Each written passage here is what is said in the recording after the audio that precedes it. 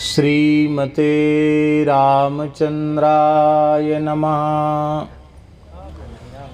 ओम नमः परमहंसास्वादित चरण कमल चिन्मकरंदाय भक्तजनमानस निवासाय श्रीरामचंद्राय वागीशायस्य वदने लक्ष्मीर्यस्य च वक्षसि यस्यास्ते हृदये संवित्तं नृसिंहमहं भजे। विश्वसर्गविसर्गादिनवलक्षणलक्षितं श्रीकृष्णाख्यं परं धाम जगद्धाम नमामि तत्। प्रह्लाद नारद पराशर पुंडरीक व्यासाम्बरीश शुकशौनक भीष्मदाल्भ्यान् रुक्मांगदार्जुन वसिष्ठ विभीषणादीन् पुण्यानिमान् परम भागवतान् नमः। वाञ्छाकल्पतरुभ्यश्च कृपा सिन्धुभ्य एव च पतितानां पावनेभ्यो वैष्णवेभ्यो नमो नमः। सीतानाथ समारंभां श्रीरामानंदार्य मध्यमाम् अस्मदाचार्यपर्यन्तां वन्दे गुरुपरम्पराम्। नमो गोभ्यः श्रीमतीभ्यः सौरभेयीभ्य एव च नमो ब्रह्मसुताभ्यश्च पवित्राभ्यो नमो नमः। मनोजवं मारुततुल्यवेगं जितेन्द्रियं बुद्धिमतां वरिष्ठं वातात्मजं वानरयूथमुख्यं श्रीरामदूतं शरणं प्रपद्ये। श्रीराम जय जय राम। श्रीराम जय जय राम। श्रीराम जय जय राम। श्रीराम जय जय राम। सीताराम जय सीताराम। सीताराम जय सीताराम। राधे श्याम जय राधे श्याम। राधे श्याम जय राधे श्याम। जय जय श्यामा जय जय श्याम। जय जय श्यामा जय जय श्याम। जय जय श्री वृंदावन धाम। जय जय श्री वृंदावन धाम। श्री राम जय जय राम। श्री राम जय जय राम। जय सिया राम जय जय हनुमान। जय सिया राम जय जय हनुमान। संकट मोचन कृपा निधान। संकट मोचन कृपा निधान। रक्षा कीजे श्री हनुमान। रक्षा कीजे श्री हनुमान। जय जय विघ्न हरण हनुमान। जय जय विघ्न हरण हनुमान। श्री राम जय जय राम। श्री राम जय जय राम। जय जय श्यामा जय जय श्याम। जय जय श्यामा जय जय श्याम। जय जय श्री वृंदावन धाम। जय जय श्री वृंदावन धाम। कुंज विहारी श्री सुखदेव। कुंज बिहारी श्री सुखदेव। श्याम चरण दास जय श्री गुरुदेव। श्याम चरण दास जय श्री गुरुदेव। कुंज बिहारी श्री सुखदेव। कुंज बिहारी श्री सुखदेव। श्याम चरण दास जय श्री गुरुदेव। श्याम चरण दास जय श्री गुरुदेव। श्री राम जय जय राम। श्री राम जय जय राम। श्री वृंदावन बिहारी लाल की जय। श्री यमुना महारानी की जय। श्री गिरिराज महाराज की जय। यज्ञेश्वरी जगज्जननी गौ माता की जय। श्री जड़खोर गोधाम की जय। श्री पथमेड़ा गोधाम की जय। 84 कोस ब्रजमंडल धाम की जय। श्री राधा गोविंद देव भगवान की जय। श्री राधा सरस बिहारिणी बिहारी जी सरकार की जय। श्री श्रीनाथ जी महाराज की जय। श्री गोस्वामी तुलसीदास जी महाराज की जय। श्री विनय पत्रिका जी की जय। श्री मलुकदास जी महाराज की जय। श्री पहाड़ी बाबा जी महाराज की जय। श्री भक्तमाली जी महाराज की जय। आचार्य महामुनिंद्र भगवान श्री सुखदेव जी महाराज की जय। आचार्य महाप्रभु श्री श्याम चरणदास जी महाराज की जय। अनंत श्री सबलंकृत श्री स्वामी सरस माधुरी शरण देवाचार्य जी महाराज की जय। वर्तमान विराजमान श्री महाराज जी की जय। नूतन भवन प्रवेश महामहोत्सव की जय। विनय पत्रिका जी की जय। जय जय श्री राधे। जय जय श्री सीताराम। हर हर महादेव। हरिशरणम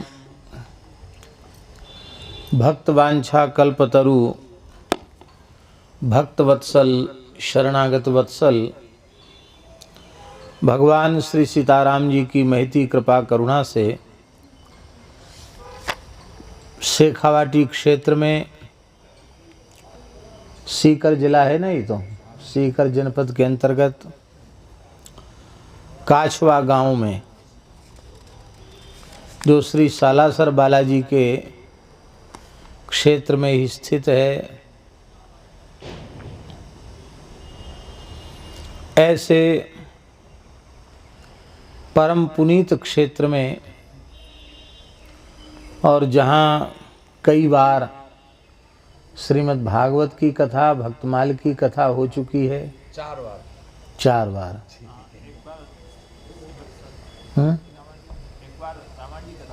वाल्मीकि रामायण की, हाँ, भागवत भक्तमाल वाल्मीकि रामायण ऐसे पवित्र स्थल में और बड़े पवित्र ब्राह्मण देवता श्री जगदीश दास जी और माता जी ये नो संत ही हैं। भजन को छोड़ के दूसरा काम ही नहीं है।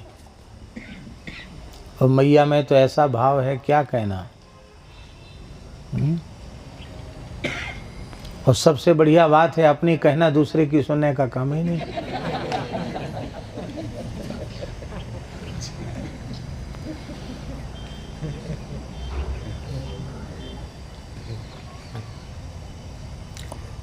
आचार्य जी और सब प्रेमी हैं, जिनके हृदय में सरलता है, जिनके हृदय में छल कपट नहीं है, वे ही संत हैं। संत सरल चित्त जगत हित। जिसका चित्त सरल नहीं होता है, साधन करने पर भी उसके अपने कल्याण में संदेह बना रहता है। पर जिनका चित्त सरल होता है, छल कपट से शून्य होता है, वे थोड़े से थोड़ा साधन करें तो भी उनको लाभ मिल जाता है। क्योंकि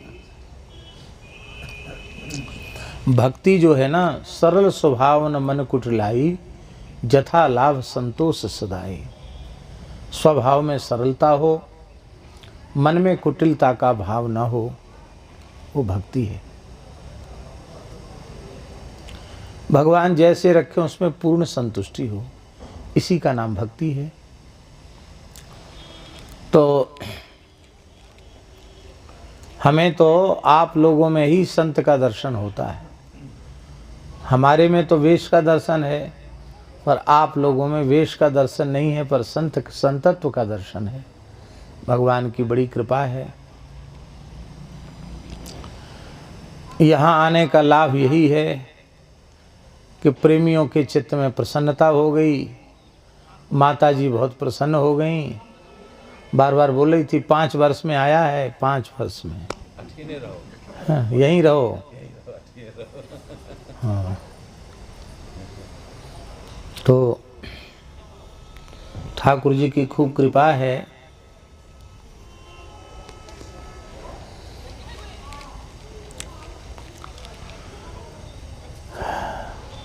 विनय पत्रिका का सत्संग जब से ये वैश्विक महामारी का दौर शुरू हुआ है, तब से लगातार वही चल रहा है। और वृंदावन में रहते हैं तो एक निश्चित समय से कम 3 घंटे हो जाता है, वो यात्रा में आगे पीछे हो जाता है। लेकिन बहुत बड़ी संख्या में पूरी दुनिया में लोग नित्य प्रति सुन रहे हैं, तो एक दिन का भी गैप होने से उनको बड़ी विकलता हो जाती है। और हम भी चाहते हैं कि धीरे धीरे क्रम से ये ग्रंथ पूर्ण हो। हमें लगता है कि सालासर बालाजी ने ऐसा मन में भाव किया होगा कि कम से कम 1 दिन 2 दिन की विनय पत्रिका की चर्चा हमारे क्षेत्र में भी हो जाए। तो श्री सालासर बालाजी की कृपा से ये भाव बना। इस नूतन भवन निर्माण के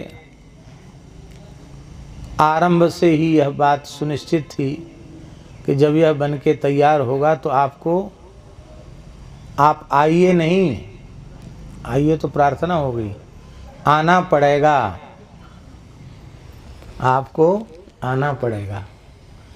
बहुत विशेष प्रेम जब हृदय में होता है तो फिर वहाँ इसी प्रकार से कहा जाता है, आना पड़ेगा। और ये समझ लीजिए कि हम राजस्थान कोटा में 19 मार्च तक थे, और 19 मार्च को जहाँ गौशाला में कथा हो रही थी वहाँ 6ठा दिन था, लेकिन 6 दिन में ही कथा पूर्ण करके रात्रि को वहाँ से चले तो 20 मार्च को वृंदावन पहुँच गए। यही बात है ना। और 20 मार्च से लेके जड़खोर गोधाम में गए और वहाँ से श्री राम जन्मभूमि के शिला पूजन समारोह में हमको जाना पड़ा, भूमि पूजन समारोह में। वो सौभाग्य था। और इसके अतिरिक्त कहीं की भी कोई यात्रा नहीं हुई। माने 20 मार्च के बाद बाहर जाने की यात्रा के नाम पर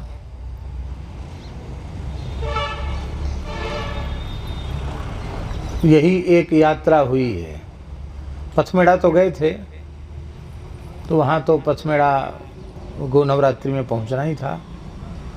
बाकी अलग से कहीं किसी क्षेत्र में यात्रा की हो, वो 20 मार्च के बाद ये पहली यात्रा है। तो ऐसा समझो कि सीकर से ही यात्रा शुरू हो रही है। इस अंतराल के बाद वैसे बीच में अभी यात्राओं का क्रम बाधित ही रहेगा, क्योंकि उसके दो कारण हैं। एक तो पूर्व निश्चित कार्यक्रम, उनमें भी समस्या है। तो अभी तो बहुत से लोगों को सद्बुद्धि आई है, वे कहते हैं अब वहाँ आना जाना इस समय प्रतिबंध है, सरकारी परमिशन लेना। इससे अच्छा है कि हम थोड़े लोग वृंदावन में ही आ जाएं और वृंदावन में ही कथा सुन लें। बहुत से कुछ कार्यक्रम तो वृंदावन में जो बाहर निश्चित थे वो वृंदावन में ही हो जाएंगे, मलुक पीठ में। और बाहर आना जाना भी इस समय थोड़ा कम ही रहेगा, कुछ समय के लिए, आगे जैसी भगवान की इच्छा। तो विनय पत्रिका का क्रम चल रहा है, और विनय पत्रिका भगवान को अत्यंत प्रिय है।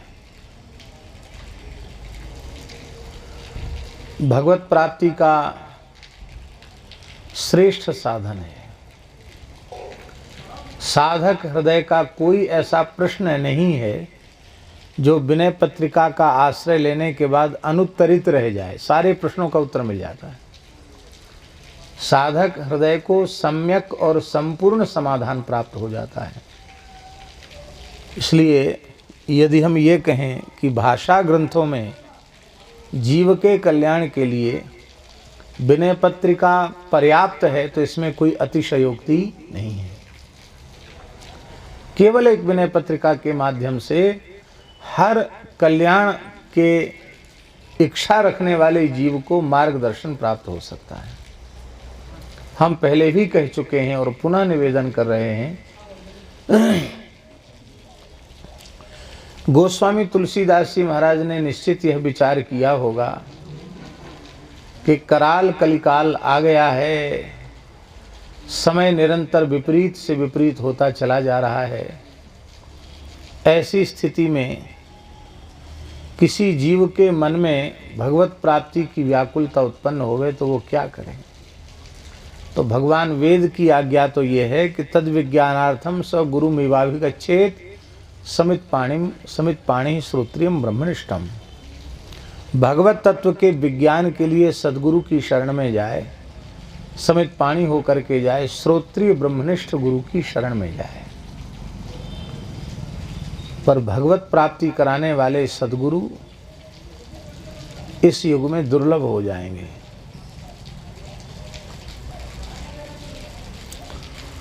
दीक्षा देकर भेंट दक्षिणा लेने वाले अनुवृत्त प्रसन्नाचार्य, जिनको शास्त्रीय भाषा में कहें तो अनुवृत्त प्रसन्नाचार्य, वो तो मिलेंगे। भोजन वस्त्र दक्षिणा प्राप्त करके प्रसन्न होने वाले, पर भगवत प्राप्ति हमारे जैसे और भगवत प्राप्ति कराने में समर्थ सद्गुरु दुर्लभ हो जाएंगे। तो जो समर्थ सद्गुरु का कार्य है वह कार्य विनय पत्रिका के माध्यम से संपन्न हो जाता है।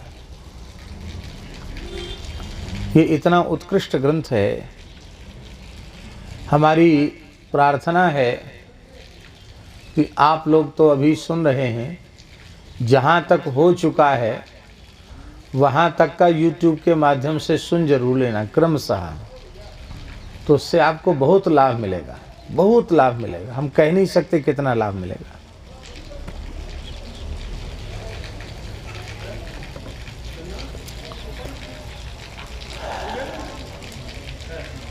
पद संख्या 114 तक कल हो चुका है। आज पद संख्या 115 है। बहुत सुंदर पद है।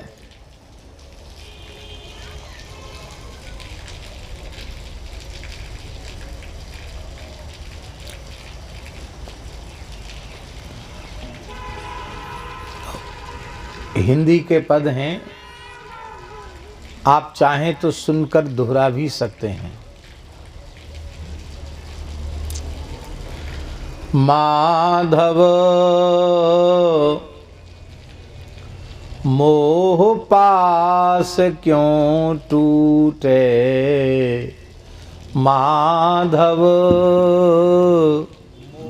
मोह पास क्यों टूटे, माधव मोह फांस क्यों टूटे, माधव मोह पास फांस क्यों टूटे। बाहिर कोटि उपाय करिय, बाहिर कोटि उपाय करिए, अभयंतर ग्रंथि न छूटे, अभयंतर ग्रंथि न छूटे। माधव मोह फांस क्यों टूटे, माधव मोह पास क्यों टूटे। घृत पूरन कराह अंतर्गत, शशि प्रतिबिंब दिखावे, घृत पूरन कराह अंतर्गत, शशि प्रतिबिंब दिखावे। ईंधन अनल लगाय कलप सत, ईंधन अनल लगाय कलप सत। ओटत नास न पावे, हाँ ओटत नास न पावे। माधव मोह फांस क्यों टूटे, माधव मोह पास क्यों टूटे। तनु कोटर महा बस विहंग तरु, काटे मरे न जैसे, तरु कोटर महाबस विहंग तरु काटे मरे न जैसे। साधन करिय विचारहीन मन, साधन करिए विचारहीन मन। शुद्ध होए नहीं तैसे, शुद्ध होए नहीं तैसे। माधव मोह फांस क्यों टूटे, माधव मोह पास क्यों टूटे। अंतर मलिन विषय मन अति तन, अंतर मलिन विषय मन अति तन। पावन करिय पखारे, पावन करिए पखारे। मरई न उरग अनेक जतन, मरई न उरग अनेक जतन। बल्मीकि विविध विधि मारे, बल्मीकि विविध विधि मारे। माधव मोह फांस क्यों टूटे, माधव मोह पास क्यों टूटे। तुलसीदास हरि गुरु करुणा बिनु, तुलसीदास हरि गुरु करुणा बिनु। विमल विवेक न होई, विमल विवेक न होई। बिनु विवेक संसार घोर निधि, बिनु विवेक संसार घोर निधि। पार न पावे कोई, पार न पावे कोई। माधव मोह फांस क्यों टूटे, माधव मोह पास क्यों टूटे। बोलो भक्तवत्सल भगवान की जय। बहुत प्यारा पद है।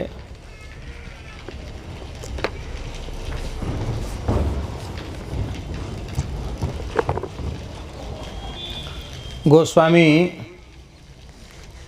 श्री तुलसीदास जी महाराज कह रहे हैं कि हे माधव,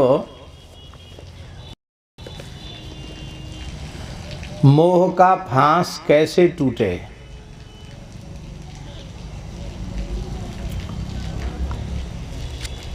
फांस माने जिससे बांध दिया जाता है, बंधन। मोह का बंधन, मोह का पाश कैसे टूटे। टूटना कठिन है,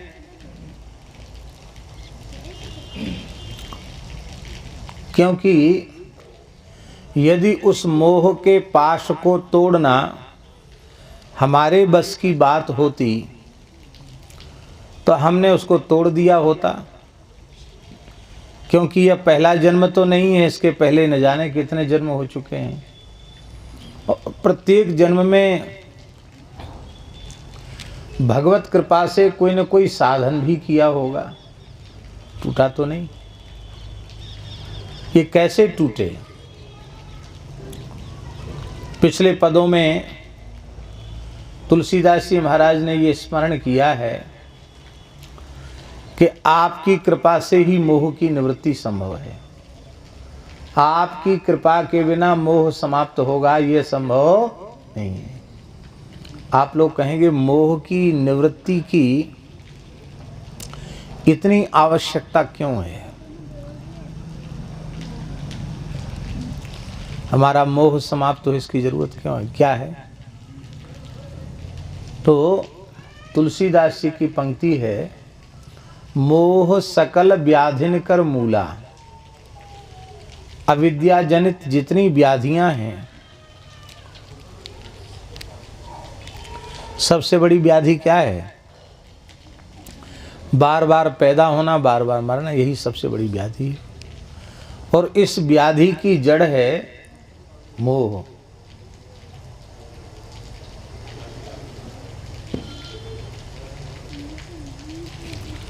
और मोह जब तक रहेगा तब तक जीव जन्म मृत्यु के चक्र से छूट नहीं सकता।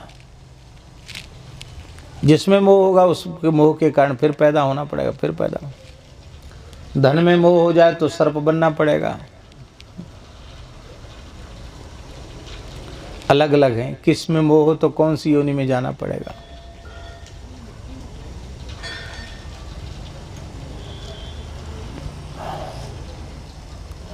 सुअर कैसे बनना पड़ेगा, कुत्ता क्यों बनना पड़ेगा, ये सब चीजें हैं।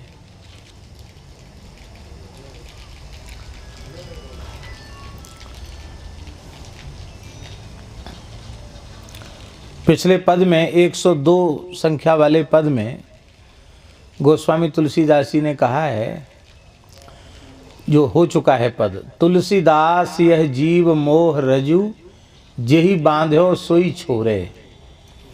तुलसीदास जी कहते हैं कि जिस परमात्मा ने इस जीव को मोह की रज्जू में, रस्सी में बांध रखा है, जिसने बांधा वही खोले। हमको किसी ने बांध दिया, अब हम तो स्वयं बंधे हुए हैं, हाथ पैर हमारे बंधे हैं, हम कुछ कर नहीं सकते। तो जिसने हमें बांधा है वह चाहे तो हमें खोल भी सकता है। तो भगवान ने बांधा है तो भगवान ही खोल सकते हैं।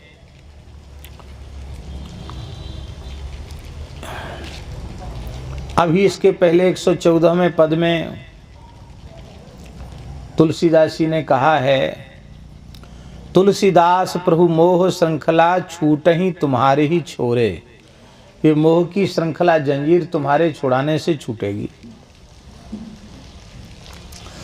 अब इस 115वें पद में यह बात और अच्छी प्रकार से स्पष्ट कर रहे हैं।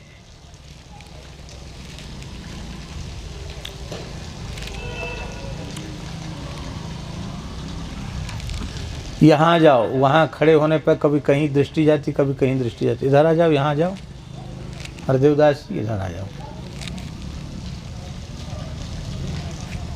आ जाओ इधर आओ।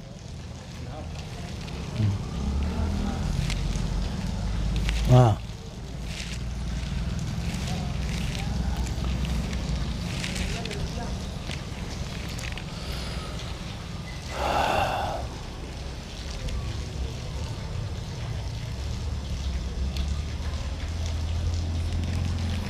पहले तो मोह को रस्सी कहा। तुलसीदास यह जीव मोह रज्जु, जेहि बांधे सोई छोरे। रज्जु माने रस्सी। फिर दूसरी बार कहा श्रृंखला, 114वें पद में कहा तुलसीदास यह मोह श्रृंखला छुटहि तुम्हारे छोरे। वहाँ श्रृंखला, श्रृंखला माने लोहे की जो जंजीर होती सांकल, उसको श्रृंखला कहते हैं। श्रृंखला कहा।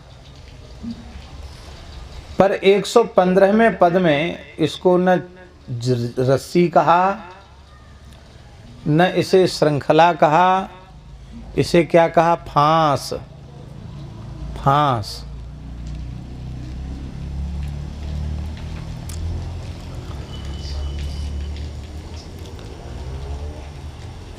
रस्सी की गांठ लगी है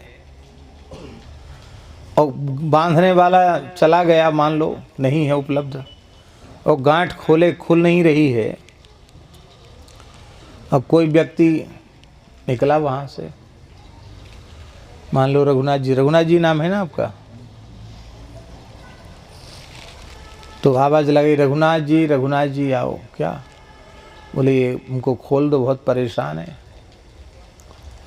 इन्होंने भी प्रयास किया खोलने का, नहीं खुला, तो चक्कू छुरी ले आए और रस्सी को उन्होंने काट दिया। तो काटने से भी खुल जाएगा कि नहीं खुल जाएगा? जंजीर से बांध दिया और ताला डाल दिया तो ताला भी कट जाता है, लोहे की जंजीर भी, लोहा काटने वाली जो आरी होती है उससे लोहे की जंजीर भी कट जाती है। मान लो रस्सी से बंधा हुआ है, जंजीर से बंधा हुआ है, तो व्यक्ति मरता नहीं है। मर जाता है? नहीं मरता है। हथकड़ी बड़ी पड़ जाती, कहाँ मरता है? रस्सियों से बांध देते, कहाँ मरता है? लेकिन यहाँ फांस पड़ जाए तो, फांस पड़ जाए तो मरने का भय बना ही रहता है। कहने का आशय यहाँ ये है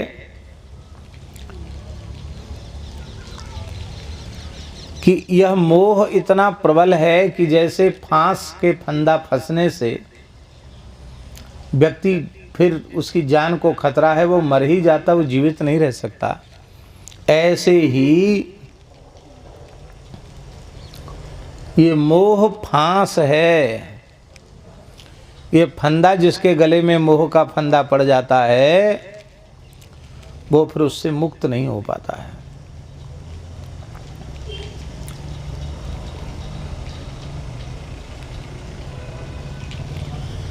अब आप कहेंगे कि मोह कहते किसको हैं? मोह किसका नाम है? किसको मोह कहते हैं?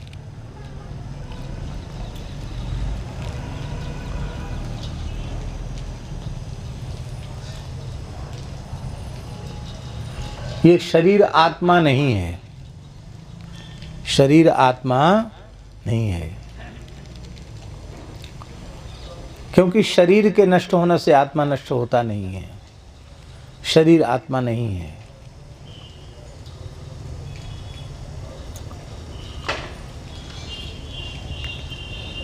लेकिन व्यक्ति को जब मोह उत्पन्न होता है तो देह को ही आत्मा मान लेता है, शरीर को मान लेता है मैं, और संसार को मान लेता है मेरा। शरीर को क्या मान लेता है? मैं, और संसार को मान लेता है मेरा। यह मैं और मेरेपन का जो अभिमान है, इसी को मोह कहते हैं।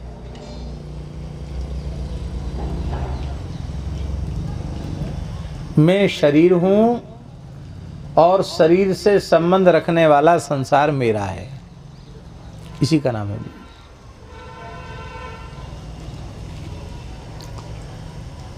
मैं शरीर नहीं हूं। क्यों? क्योंकि यदि मैं शरीर होता तो न मैं कभी बूढ़ा होता, न मैं कभी रोगी होता, और न मैं कभी मरता। कोई भी मनुष्य बूढ़ा होना चाहता है क्या?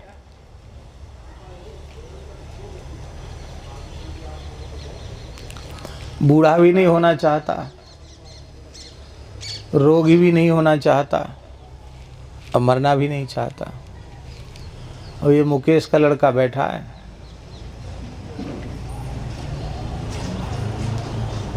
चाचा जी ने कभी मुकेश को भी इतना ही बड़ा देखा होगा? देखा? इससे भी छोटा देखा। अब देखते देखते मुकेश बाप बन गया और मुकेश के पिता बाबा बन गए। और फिर ये तो क्रम चल रहा है, और वो भी बाप बनेगा, वो भी किसी का बाबा बनेगा।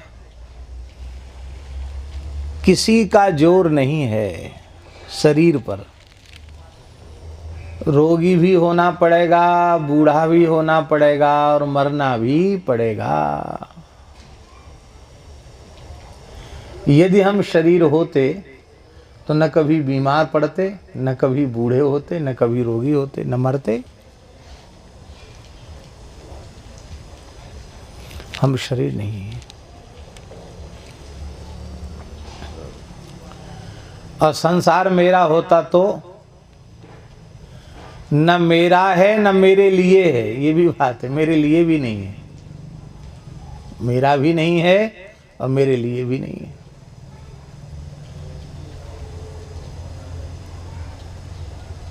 मेरे लिए होता तो हम छोड़ के क्यों जाते? साथ ही लेके जाते इसको।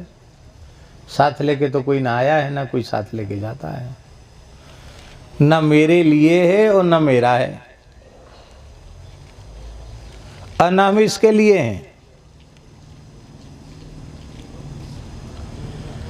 संसार हमारा नहीं, हम संसार के नहीं। संसार हमारे लिए नहीं, हम संसार के लिए नहीं।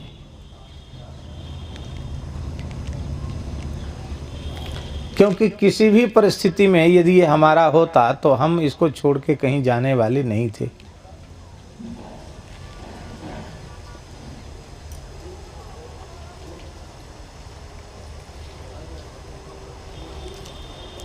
बहुत से लोग कहते हैं कि आप तो झूठ बोलते हैं, हमारा नहीं। क्यों नहीं? हम कोर्ट में प्रमाणित कर सकते हैं कि हमारे नाम से इस ज़मीन के सब दस्तावेज बने हुए हैं।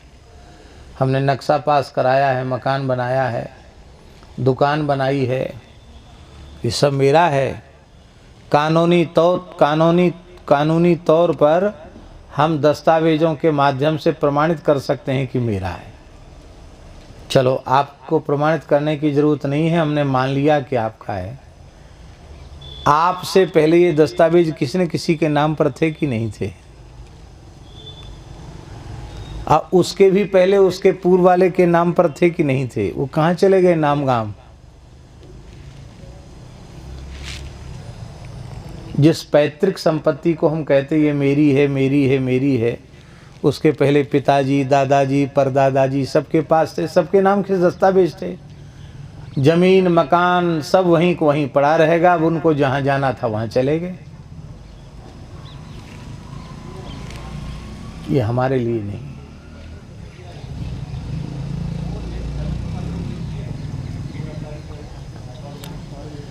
शरीर का एक रोया भी मेरा नहीं है। ये दुनियादारी तो बहुत दूर की चीज़ है।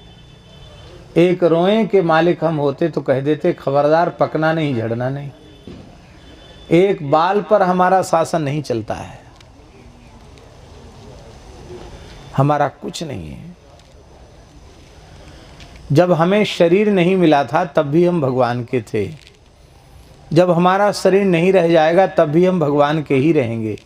आज भी हम भगवान के ही हैं। ये आँख, नाक, कान आदि इंद्रियां अपने अपने पदार्थ का उपभोग कर रही हैं, ये भगवान की शक्ति से।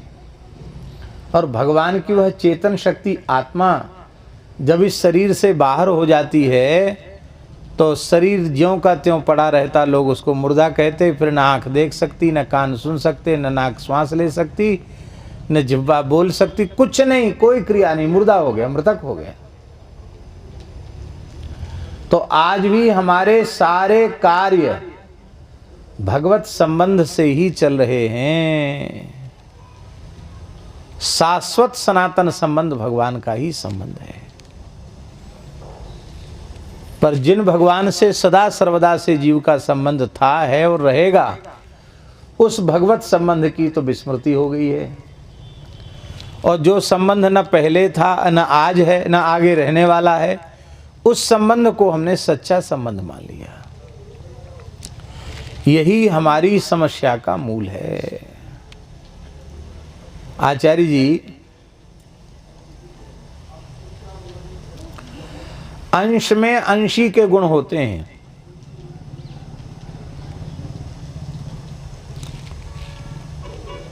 सिद्धांत है, अंश में अंशी के गुण होते हैं। जीव भगवान का अंश है, इसलिए भगवान के समस्त गुण जीव में विद्यमान हैं, सारे गुण।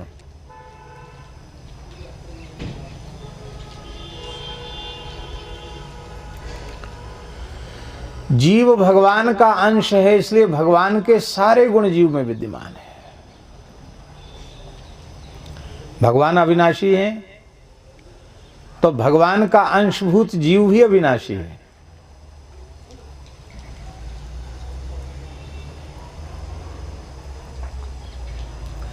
भगवान चेतन हैं, ज्ञान स्वरूप हैं।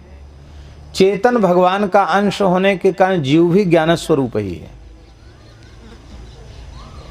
अज्ञान स्वरूप नहीं है, ज्ञान स्वरूप है। भगवान स्वभाव से ही निर्मल हैं, विकार शून्य हैं, उनमें कोई विकृति नहीं है। भगवान का अंश होने के कारण जीव भी स्वभाव से ही निर्मल है। ये विकार जो है ना, वो स्वाभाविक नहीं है, अस्वाभाविक है। अस्वाभाविक का अर्थ है आचार्य जी आरोपित। ये आरोपित हैं, स्वाभाविक नहीं है। देखो, ये आरोपित कैसे हैं, इसको समझने के लिए ज्यादा गुणा भाग लगाने की जरूरत नहीं है।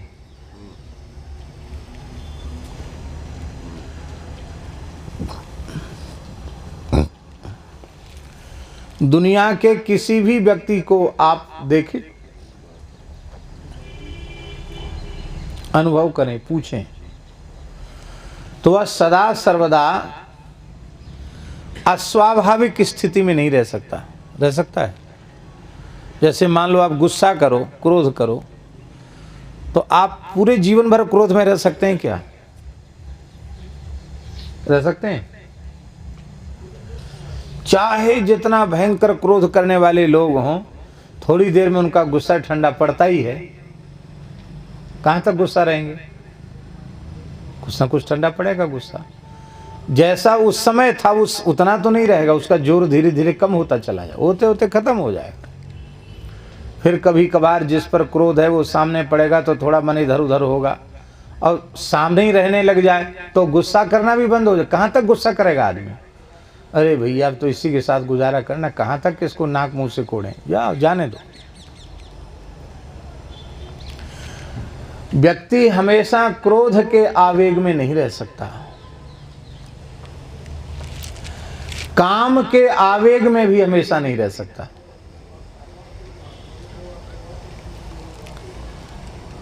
काम का आवेग भी क्षणिक होता है, उसके बाद आवेग खत्म हो गया। भोगी से भोगी, विषयी से विषयी, लंपट से लंपट, कामी से कामी पामर पुरुष सदा काम के आवेग में नहीं रह सकता।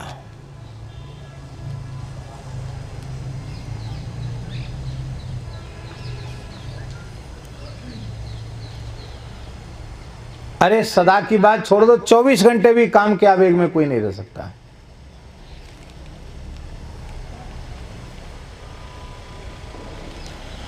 लोभ के आवेग में भी मनुष्य हमेशा नहीं रह सकता, चाहे जितना लोभी। लोभियों के बारे में दो शब्द प्रसिद्ध हैं, एक कंजूस, एक मक्खी चूस।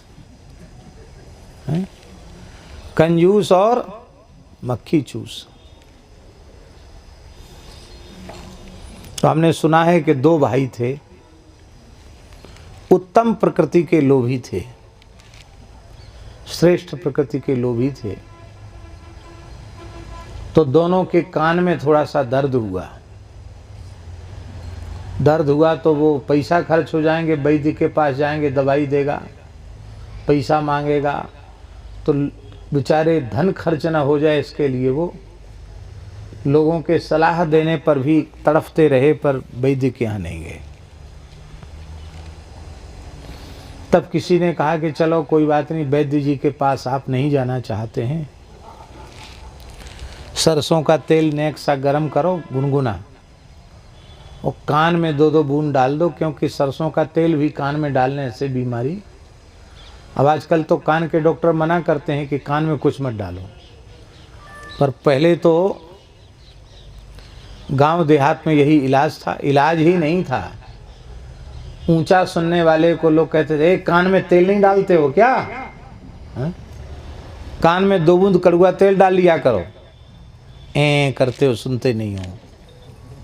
लोग डांट के गांव में कहते थे।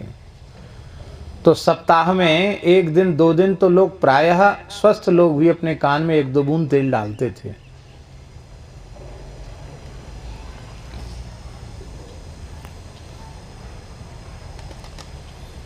अब वो सब बंद हो गया।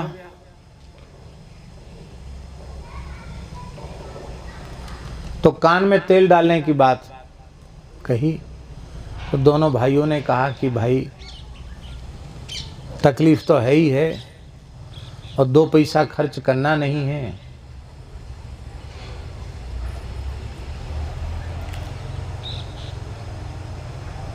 घर में तेल है, ने कटोरी में गर्म करेंगे, छोटी चम्मच से आधी चम्मच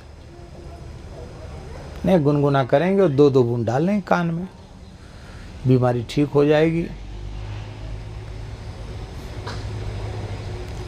तो तेल जैसे ही आधी चम्मच, छोटी चम्मच से आधी चम्मच गरम किया, पता नहीं कहाँ से एक मक्खी आई, उसमें भिन्न से गिर गई, मर गई। तेल में मक्खी गिरी तो मर गई। अरे बोले जैसे तैसे तो खर्च किया ये मक्खी और इतना तेल पी गई, तब क्या करें? बोले बेकार न जाने दें। तो उसने मक्खी को मुंह में रखे, चूस के ऐसे कर दिया। लोग देख रहे थे, उन्होंने कहा ये तो मक्खी चूस है। अब उसका नाम तो पड़ गया मक्खी चूस। और भाई के कान में तेल डाला तो कान में कोई ऐसे छिद्र थोड़ी होता कि भीतर भरता चला जाए, वो तो जितना तह स्निग्ध हो जाती है बाद में तो बाहर निकलता ही है तेल। तो ऐसे निकलने लगा। अरे बोले इतना नुकसान तेल का हम सहन नहीं कर सकते। तो उसने जिसने मक्खी चूसी थी ना, उसके कान में तेल डाला तो कान में तेल बाहर आया। तो उसने क्या किया कि उसने उसको मुंह लगा के चूस लिया। कान का जो तेल था वो ऐसे करके चूस लिया। तो कर्ण चूस, कर्ण माने कान, चूस माने चूस लिया। कर्ण चूस शब्द का अपभ्रंश होकर बन गया कंजूस। तो वो 2 भाई थे, लोभी ज्यादा थे, तो एक का नाम कंजूस हो गया, एक का नाम मक्खी चूस हो गया। पर कंजूस के यहाँ बेटे का जन्म हुआ, उनके संतान भी नहीं थी, धन बहुत था, संतान नहीं थी। अब संतान हो गई। संतान हो गई तो नाचने गाने वाले, बैंड बाजा वाले सब आ गए, बधाई लेने वाले, इष्ट मित्र भी आ गए। बोले नहीं आज तो खर्च करना पड़ेगा, इतना संतान हुई है, इतना कुछ ना कुछ बधाई दो, कुछ नहीं तो बतासा ही बांटो। तो कंजूस को भी पुत्र जन्म के कारण लोभ का त्याग करके कुछ न कुछ धन लुटाना पड़ा। और मक्खी चूस के बेटे का विवाह हुआ। तो विवाह में बैंड बाजा बज रहा था और वो बाजा वाले आगे बढ़ने नहीं दे रहे थे, नोट घुमाते थे, नोट लाओ नोट लाओ नोट लाओ। अब सबके सामने नाक बचाने के लिए, भाई बेटे का ब्याह है, नहीं करेंगे तो एकदम नाक कट ही जाएगी। तो उस कंजूस को भी, मक्खी चूस को भी धन खर्च करना पड़ा। ये बात हम इसलिए कह रहे हैं कि कंजूस मक्खी चूस जैसे लोग भी विशेष अवसर आने पर लोभ नहीं कर सकते, उनको भी लोभ का त्याग करना पड़ेगा। सदा लोभ में नहीं रह सकता, सदा काम में नहीं रह सकता मनुष्य, सदा क्रोध में नहीं रह सकता, सदा लोभ में नहीं रह सकता, सदा मोह में भी नहीं रह सकता।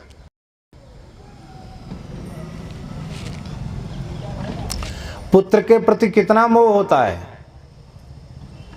और कथनचित पुत्र की मृत्यु हो जाए तो संस्कार करेंगे कि नहीं करेंगे? कहां गया मोह? भाई शरीर को पुत्र मान रखा था ना, शरीर को क्यों जलाया? सदा मोह में नहीं रह सकता, सदा अहंकार में नहीं रह सकता। किसी न किसी के सामने तो तुमको घिघियाना पड़ेगा।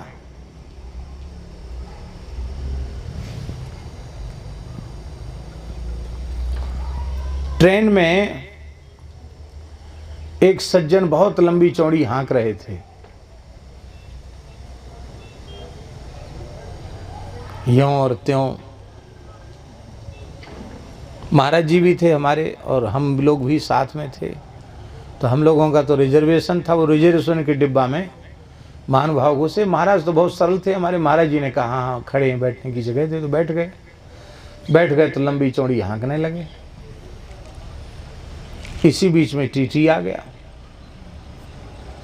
उसने कहा टिकट दिखाया। बोले तो तुम्हारा जनरल डिब्बे का टिकट है, यहाँ कैसे घुसे?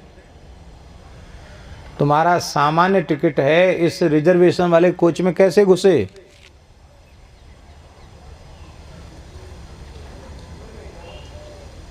बोले उसमें जनरल में डिब्बे में जगह खाली नहीं थी। बोले खाली नहीं थी तो ये किसकी जिम्मेवारी? हमारी जिम्मेवारी है क्या?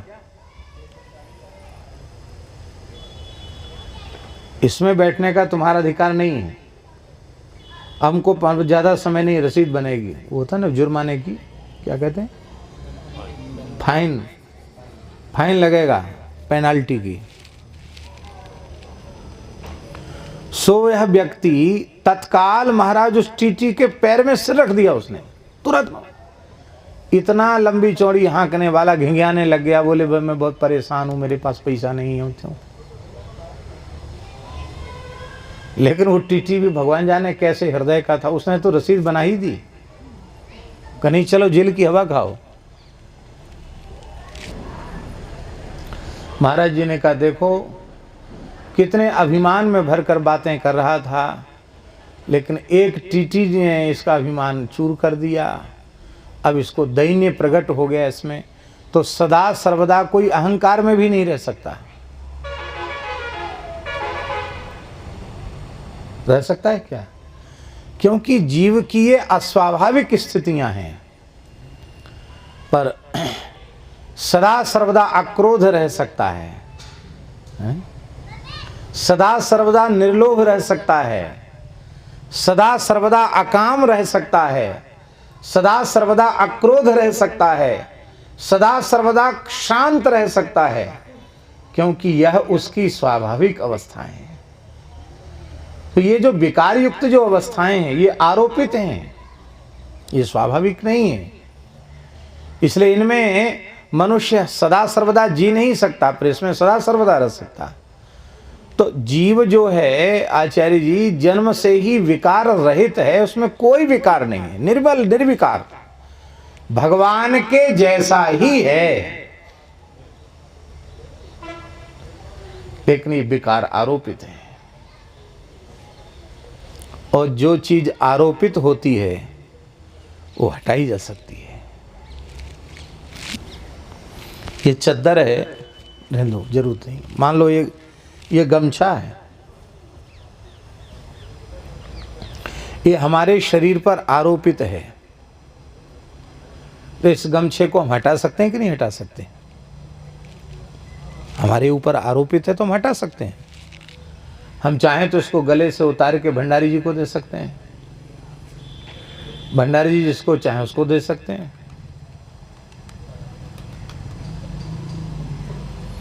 जो वस्तु आरोपित है उसको अपने से अलग किया जा सकता है, पर जो आरोपित नहीं है उसको अलग नहीं किया जा सकता।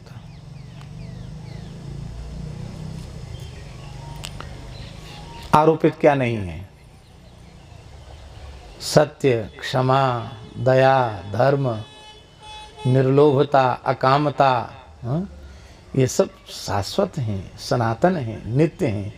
इनको अपने से अलग नहीं किया जा सकता, पर इन विकारों को अपने से अलग किया जा सकता है, क्योंकि जीव स्वाभाविक रूप से निर्विकार है।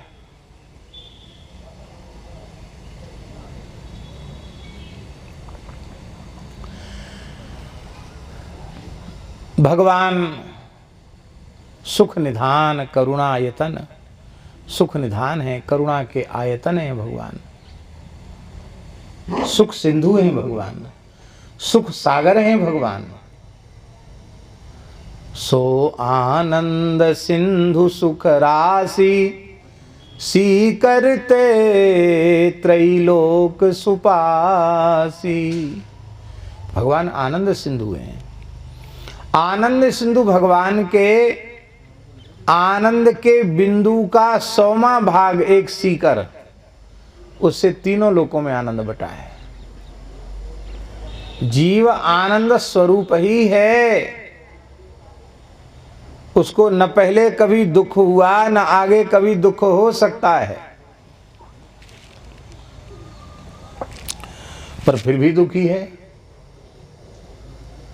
ये दुख भी आरोपित है, शाश्वत नहीं है, क्योंकि सुख स्वरूप भगवान का अंश है। इसी को संत श्री कबीरदास जी महाराज ने इसी को कहा।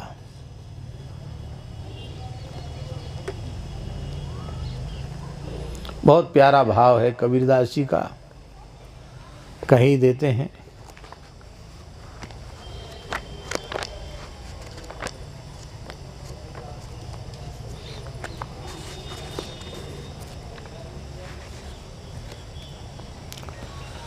जय जय श्री राधे श्याम।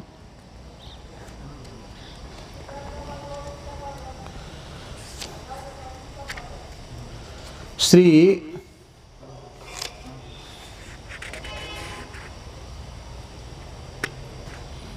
कबीरदास जी महाराज कह रहे हैं,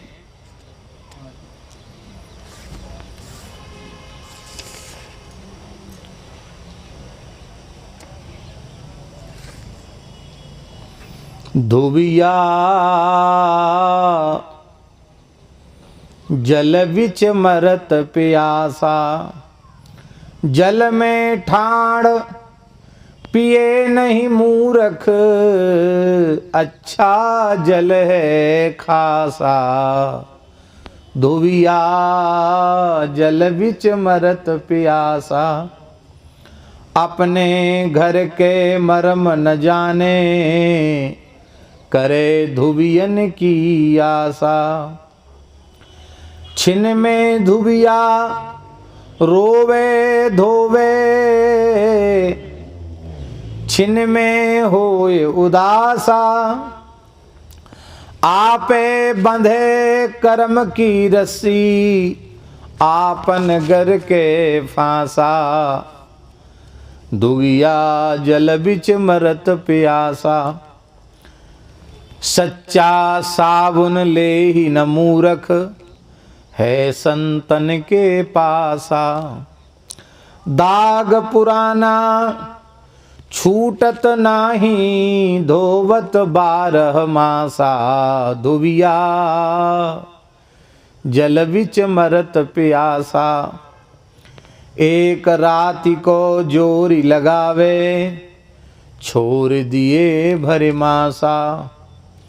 कहे कबीर सुनो भाई साधो, आछत अन्न उपासा। धुबिया जल बिच मरत पे, अन्न होते हुए उपवास कर रहा है, भूखे मर रहा है। और जिसको वो आनंद मिल गया, जो जल में रहकर खूब जल में कल्लोल कर रहा है, प्यासा नहीं मर रहा है, उस आनंद निधान सुख निधान परमात्मा की अनुभूति अपने अंतर्यामी के रूप में जिस भाग्यशाली जीव ने कर ली है, उसकी स्थिति क्या है?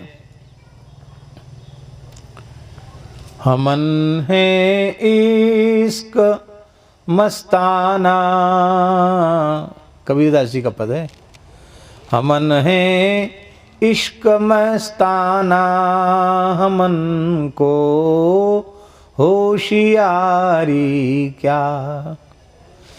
हमन है इश्क मस्ताना, हमन को होशियारी क्या। रहे आजाद या जग में, हमन दुनिया से यारी क्या। हमन दुनिया से यारी क्या। हमन है इश्क, परमात्मा के प्रेम में हम मस्त हैं। हमन है इश्क मस्ताना, हमन को होशियारी क्या। अब चतुराई चालाकी से कोई लेना देना नहीं। हमारा यार है हम में, हमारा यार है हम में, हमन को इंतजारी क्या। हमन को इंतजारी क्या। हमन है इश्क मस्ताना, हमन को होशियारी क्या। खलक सब नाम अपने को, बहुत कर सर पटकता है। हमन हरि नाम राचा है। हमन हरि नाम राचा है। हमन दुनिया से यारी क्या। हमन है इश्क मस्ताना, हमन को होशियारी क्या।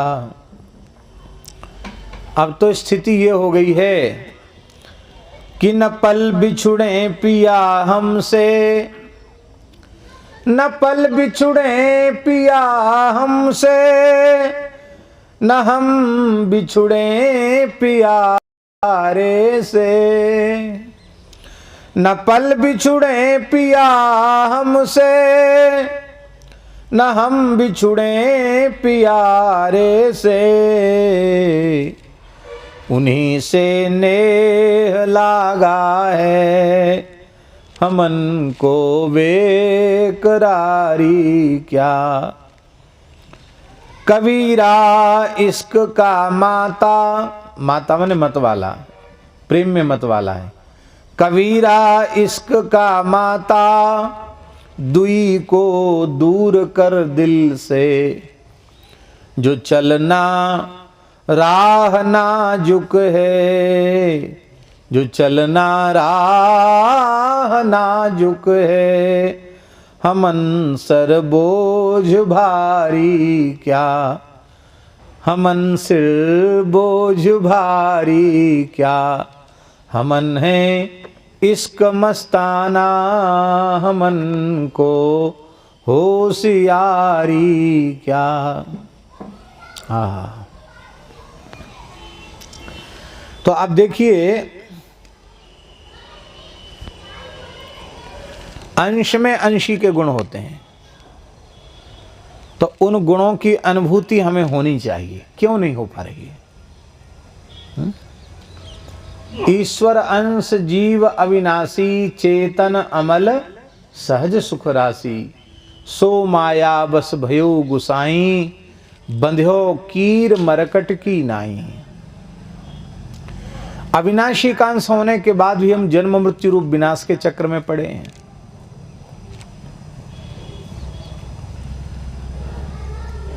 ज्ञान स्वरूप भगवान का अंश होने के बाद भी हम अपने स्वरूप को भूले हुए हैं। निर्बल निर्विकार भगवान का अंश होने के बाद भी विकार हमारे कम ही नहीं हो रहे हैं। ना काम कम, ना लोभ कम, ना क्रोध कम, ना मोह कम, विकार बढ़ते चले जा रहे हैं। सहज सुख राशि भगवान का अंश होने के बाद भी हमारा दुख ही समाप्त नहीं हो रहा। बचपन से रोना हमारे मन में तो कई बार आता है कि भगवान जाने आदमी किस मुहूर्त में रोता है।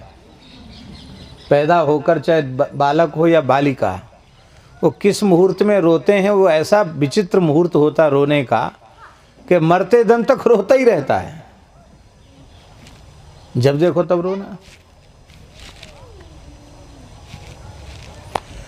जब देखो तब रोना, रोता ही रहता है, हमेशा रोता रहता है। गर्भ में भी रोता है।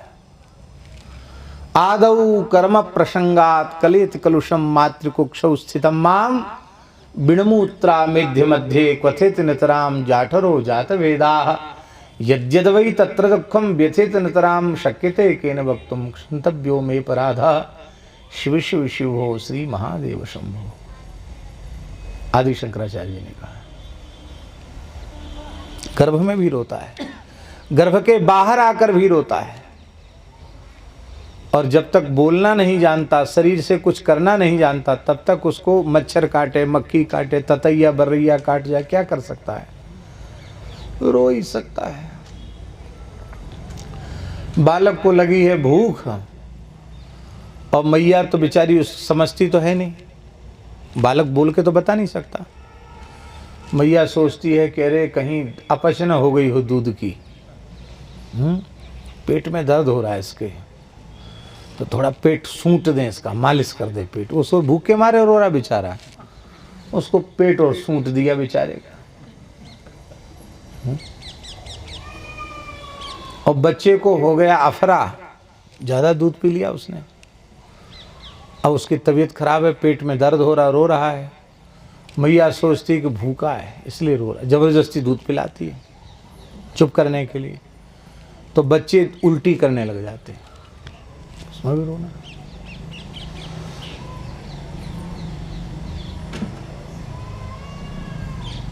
और डेंगू वाला मच्छर काट गया तब क्या करोगे?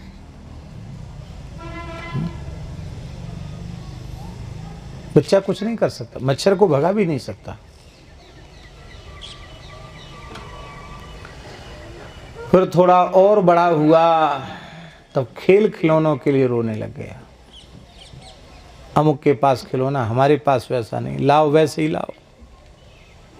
वो थोड़ी समझता है कि पिताजी कर्ज में डूबे हैं कि कैसे, वो तो खिलौना चाहिए उसको। उसको क्या लेना देना कर्ज में है कि मुनाफे में, उसको क्या लेना देना। हमने हवाई अड्डों पर देखा ये तमाशा।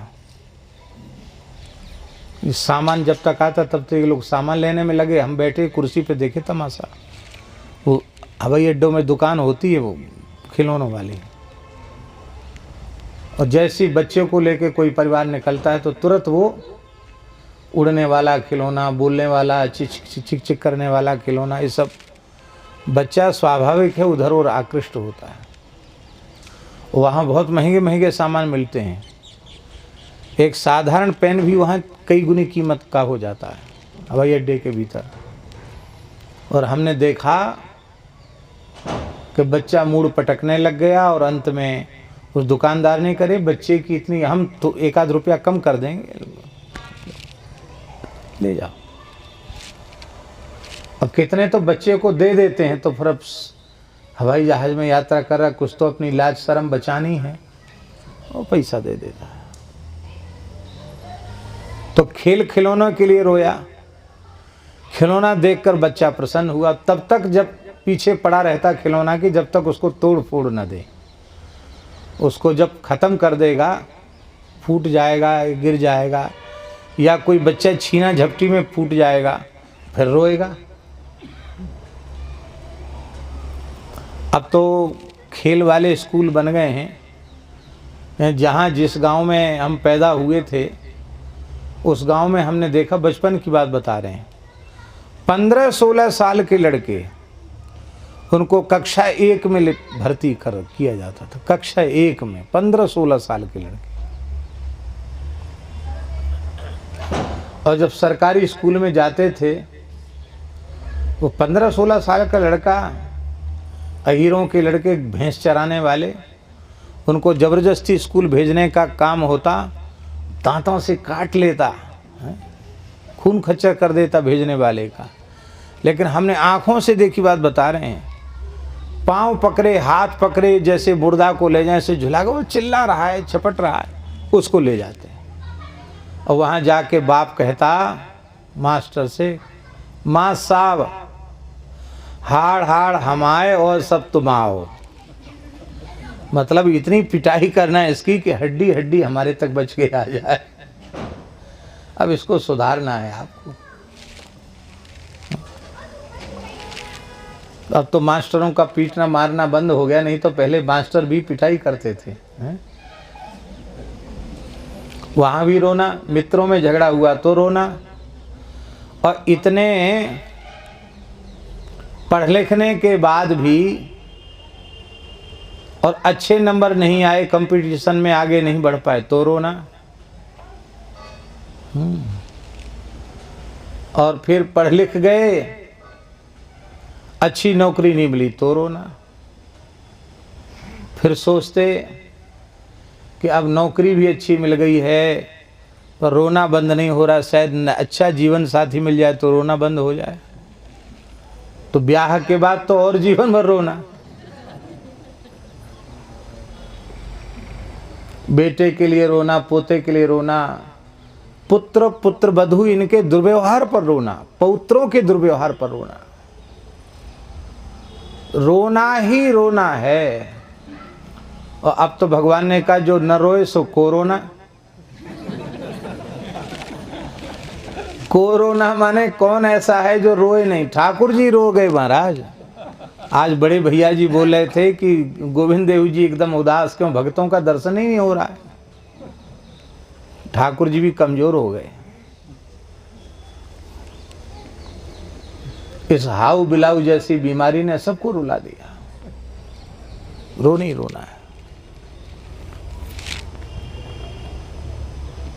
क्या कारण है?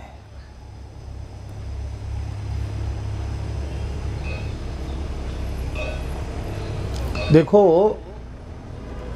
अब एक भी लक्षण अपने में दिख नहीं रहा है तो हम कैसे माने कि हम भगवान के अंश हैं? क्योंकि अंश में अंशी के गुण होते हैं। इसका उत्तर यही है कि ये सारे जो दोष हैं वो आत्मा के दोष नहीं हैं, ये सारे दोष शरीर के हैं। उत्पन्न होकर नष्ट होना ये शरीर का दोष है।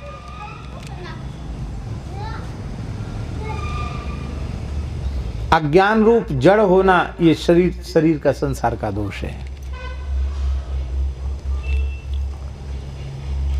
विकार युक्त होना ये शरीर संसार का दोष है।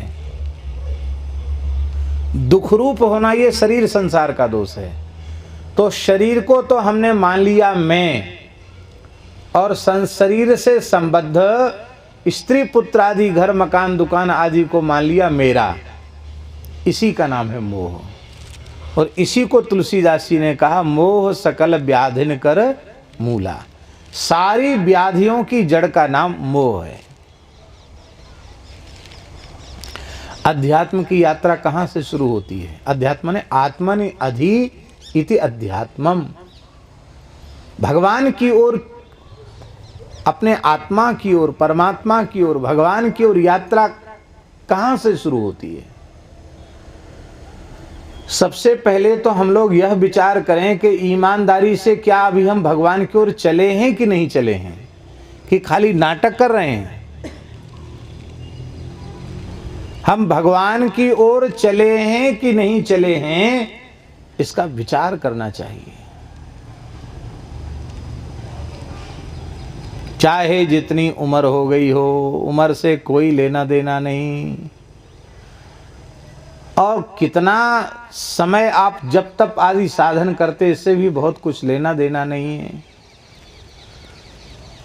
ये आवश्यक है कि हम ये देखें कि हम अभी चले हैं उस ओर की नहीं।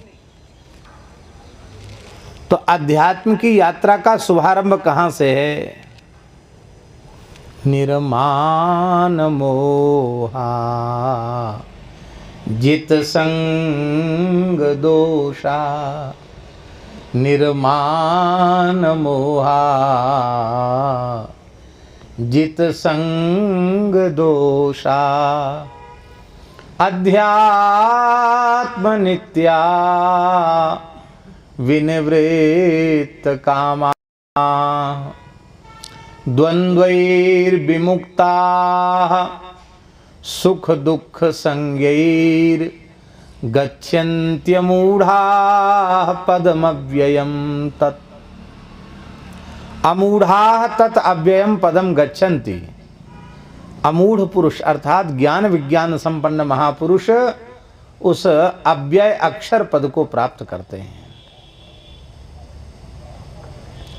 कहाँ से यात्रा शुरू? निर्माण मोहा।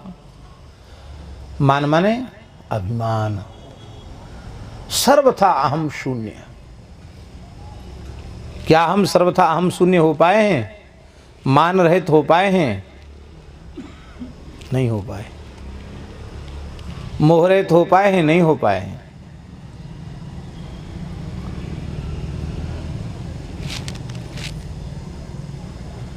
क्या है? जरूरत नहीं, बैठ जाओ। हम आसक्ति रहित हो पाए हैं क्या? नहीं हो पाए हैं। आसक्ति शून्य भी नहीं हो पाए हैं।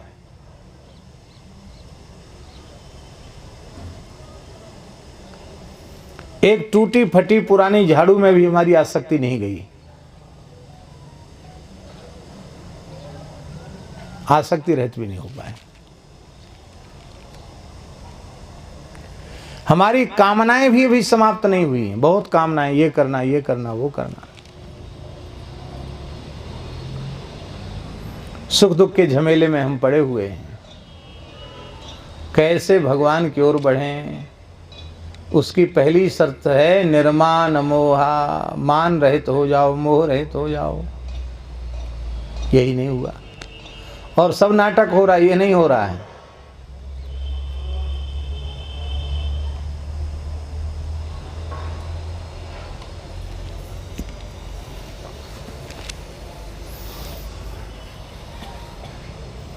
अभी रमण रेती में कथा हुई थी।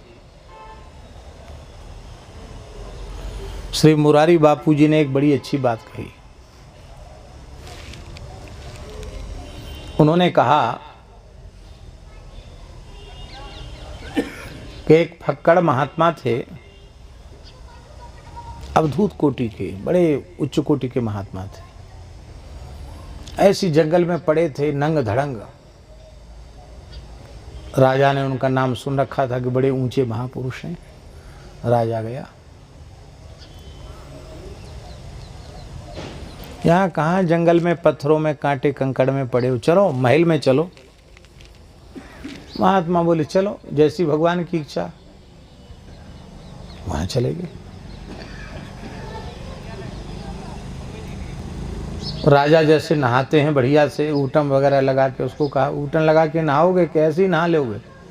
बोले जैसी तुम्हारी इच्छा। ऊटन लगा? हाँ हाँ ठीक है, कोई बात नहीं, लगाओ। बढ़िया चंदन केसर का ऊटन लगाया, बढ़िया नहा लिया। राजा लोग जैसे बढ़िया कपड़ा पहनते, कपड़ा हाँ हाँ ठीक है, कोई बात नहीं, पहना दे, पहन दे कपड़ा। भोजन क्या खाओगे? रूखा सूखा टिक्कड़ खाओगे कि बढ़िया बढ़िया हलवा पूड़ी कचौड़ी गुलाब जामुन रबड़ी मालपुआ ये सब ही खाओगे? अरे जो तुम खाओगे सो ही खा लेंगे, आपने को कोई बात नहीं। स्वाद से क्या मतलब, रोटी खाओ चाहे मालपुआ खाओ। ले साहब, वो भी खा लिया। तो महाराज विश्राम करोगे? हाँ विश्राम तो करेंगे। कहाँ करोगे? हमारा कक्ष तो ये है, हमारे बगल में कक्ष ये है, ये सब इतना चमक दमक है, इसमें सोओगे? हाँ कोई बात नहीं, कोई परेशानी नहीं, सो सकते हैं। बढ़िया सुंदर गद्दा तकिया तोशक लगा था, सो गया। राजा ने कहा मंत्री से कि तुम कहते थे बड़े सिद्ध महात्मा है, काहे का सिद्ध महात्मा है? 1 मिनट में उसका सब वैराग्य ठंडा पड़ गया। बढ़िया से केसर कस्तूरी लगा के उबटन लगा के स्नान किया, बढ़िया से कपड़े पहने, ठाट से खूब हलवा पूड़ी कचौड़ी खाया, जैसे हम लोग सोते हैं ऐसे बढ़िया गद्दा तकिया तोशक लगा के सो रहा है। काहे बात का बाबा जी है, काहे बात का महात्मा है? ये तो 1 मिनट में सब वैराग्य ठंडा हो गया। कोई बात नहीं, बाद में जब समय आवे तो पूछ लेना। अब दरबार में पहुंचे, वो भी दरबार में गया अपने ठाट बाट से पकड़।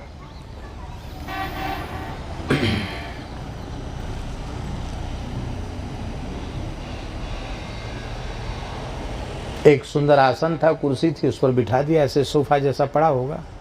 महाराज इस पर बैठो, बैठ गए। तो महाराज हम कुछ आपसे पूछना चाहते हैं। आप पूछो, जरूर पूछो।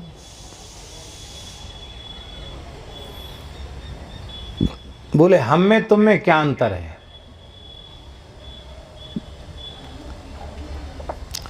हम किले में रहते, तुमने भी किले में रहना पसंद कर लिया। हम महलों में रहते, तुमने महल में रहना स्वीकार कर लिया। हम बहुत ठाट बाट से नहाते धोते हैं, बढ़िया सुंदर कपड़े पहनते हैं, सुंदर भोजन करते, वो सब तुमने स्वीकार किया। हम जैसे ठाट बाट से सोते, वो सब स्वीकार किया। हम सुंदर आसन पर बैठे, तुम भी आसन पर बैठ गए। तो तुम्हारा वैराग्य तो एक क्षण में ठंडा पड़ गया। अब हम में तुम में क्या अंतर रह गया? यही हम जानना चाहते कि आप किस बात के महात्मा हो। तो महात्मा बड़ी जोर से हंसे। उन्होंने कहा देखो, तुमने जो, हमारे मन में कोई इच्छा नहीं थी, पर तुमने जो जो कहा सब हमने स्वीकार कर लिया। तुमने कहा जंगल में मत रहो, चलो हमारे साथ, हम तुम्हारे साथ चले गए। महलों में रह गए, बढ़िया से केसर का उबटन लगा के स्नान भी कर लिए, चंदन केसर के उबटन से। तुमने कहा भोजन करो तो भोजन कर लिया। तुमने कहा कपड़े पहनो तो कपड़े पहन लिए। तुमने कहा दरबार में चलो तो दरबार में। तुमने कहा कि वो नर्तकियाँ नाचेंगी, वहाँ महफिल में सजी है, बैठ जाओ, तो वहाँ भी हम बैठ गए। तुम्हारी किसी भी आज्ञा को, इच्छा को हमने नकारा नहीं। अब हम तुमसे कुछ कहे, हमने तुम्हारी बात मानी तो तुम हमारी बात मानो। कहा हाँ बोलो क्या? बोले उतारो ये सब कपड़े। हम तो उतार रहे हैं। उतार के फेंक दिया महात्मा ने, एक क्षण में सब कपड़ा उतार के फेंक दिया। बोले अब तुम ऐसे ही कपड़ा उतार के फेंको। वो तो दरबार में नंगा हो गया, सब कपड़े उतार के फेंक दिए उसने। कहा अब तुम उतार के फेंको। इस गद्दी पर बैठो, उस उतर के नीचे बैठो। हम जैसे जंगल में रहते थे, हम तो वहीं जाके वहीं पड़ेंगे जाकर के, वहीं चलो हमारे संग। कई कई दिन तक भोजन नहीं, छाजन नहीं, फिर भी हम मस्त रहते, रहो हमारे जैसे मस्त।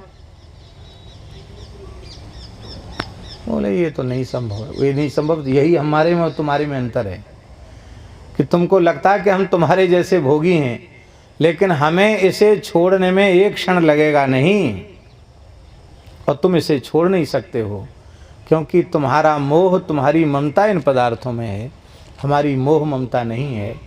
तो जो निर्माण और निर्मोह हैं, उनने पकड़ ही नहीं रखा, तो उनको छोड़ने में क्या तकलीफ होगी? जिसने पकड़ रखा है उसे छोड़ने में कष्ट होगा, जिसने पकड़ ही नहीं रखा उसको छोड़ने में कष्ट क्या होगा? जनक जी महाराज बैठे थे कथा सुनने के लिए, और योगीराज याज्ञवल्क्य जी ने लीला की। अपने योग बल से ऐसा दृश्य दिखा दिया कि पूरे जनकपुर में आग लगी है, और हाहाकार मचा हुआ है कि हाय जले, बचाओ बचाओ बचाओ। श्रोता दौड़े अपने अपने घर मकान दुकान की याद करके। जनक जी बैठे रह गए। याज्ञवल्क्य जी ने कहा जनकपुर जल रहा है, तुम कैसे विचित्र राजा हो, तुम्हें अपनी प्रजा की चिंता नहीं, तुम्हें अपने राज्य की चिंता नहीं। कहा भगवान जब तक राजगद्दी पर थे तब तक प्रजा की रक्षा करना, सुरक्षा करना हमारा धर्म था, हमारा कर्तव्य था। इस समय हम जिज्ञासु बनकर सत्संग में बैठे हैं। इस समय हमारा शरीर संसार से कोई लेना देना नहीं है। प्रदीप्तायाम तु मिथिलायाम नमाम दह्यति कश्चन। जलती हुई मिथिला में मेरा कुछ भी नहीं जल रहा है, मैं उससे अलग हूँ। वो तो वस्तुतः योग से प्रकट दृश्य ही था, वास्तव में आग नहीं लगी थी। लोग वहाँ गए तो उनको कुछ नहीं दिखाई पड़ा, सब लौट आए। तब याज्ञवल्क्य जी ने कहा यही बात है कि जनक जी के आए बिना हम सत्संग शुरू नहीं करते, क्योंकि तुम तो सब भीड़ बढ़ाने वाले हो, सच्चे श्रोता तो यही है। ये बात तो मोह जो है सारी व्याधियों की जड़, उसका नाम है मोह। अभ्यंतर बाहिर कोटि उपाय करिय, अभ्यंतर ग्रंथि न छूटे। तुलसीदास जी महाराज कह रहे हैं कि करोड़ों उपाय बाहर से करो तो भी भीतर से गांठ नहीं छूटेगी। ध्यान में आई बात? नहीं आई?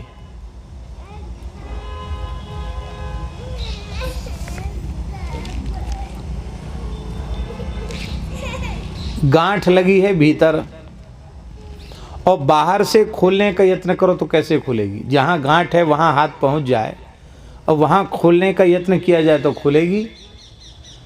गांठ तक आप पहुंचे ही नहीं, गांठ कहीं है और उपाय कहीं किया जा रहा है, तो कैसे होगा भाई?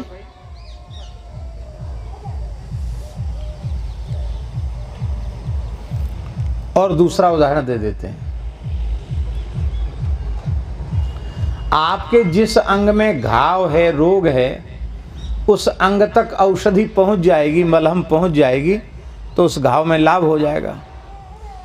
अब घाव तो है पैर में और मलहम लगा रहे हो दवाई में, सिर में मलहम पट्टी पैर की न करके खोपड़ी की मलहम पट्टी कर दो, तो बढ़िया से बढ़िया ड्रेसिंग कर दो सिर की, पैर का रोग उससे दूर नहीं होगा। जहाँ रोग है चिकित्सा वहाँ तक पहुँचनी चाहिए।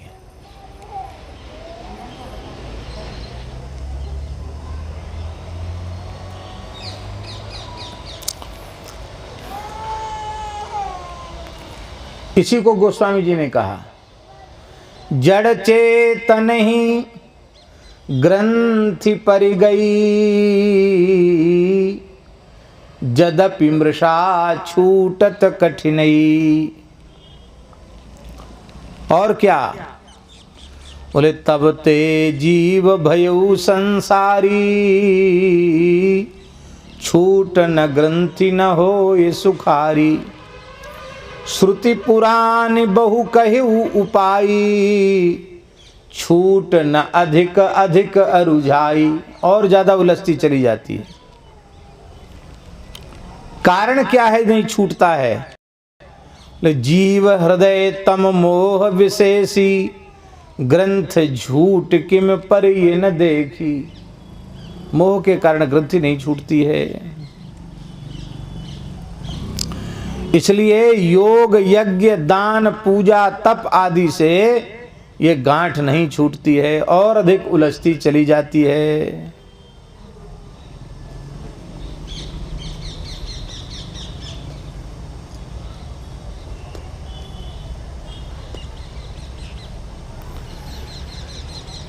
पंडित श्री राम कुमार दास जी का मत है कि भीतर से जब तक गांठ नहीं खुलेगी तब तक बाहर की फांस छूटेगी नहीं। भीतर की गांठ खुले, अविद्या की गांठ भीतर की खुले तो बाहर का मोह का पास समाप्त हो जाएगा। अब एक बात बता रहे हैं।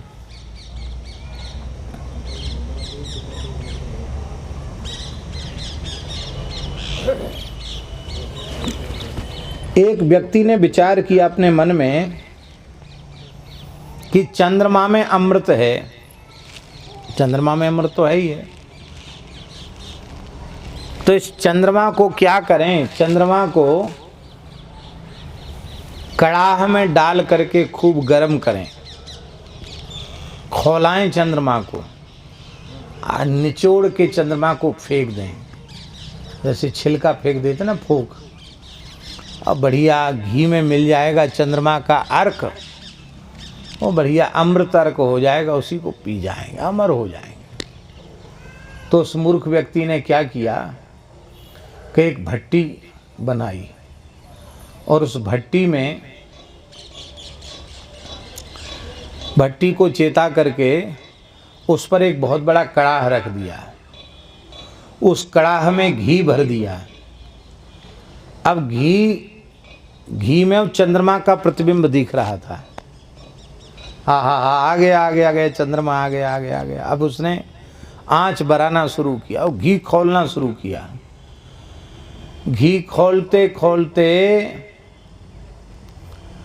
अब वो चंद्रमा को उठाने का प्रयास में लगा है। घी खोल रहा है, घी कम हो जाता तो और घी डाल देता है।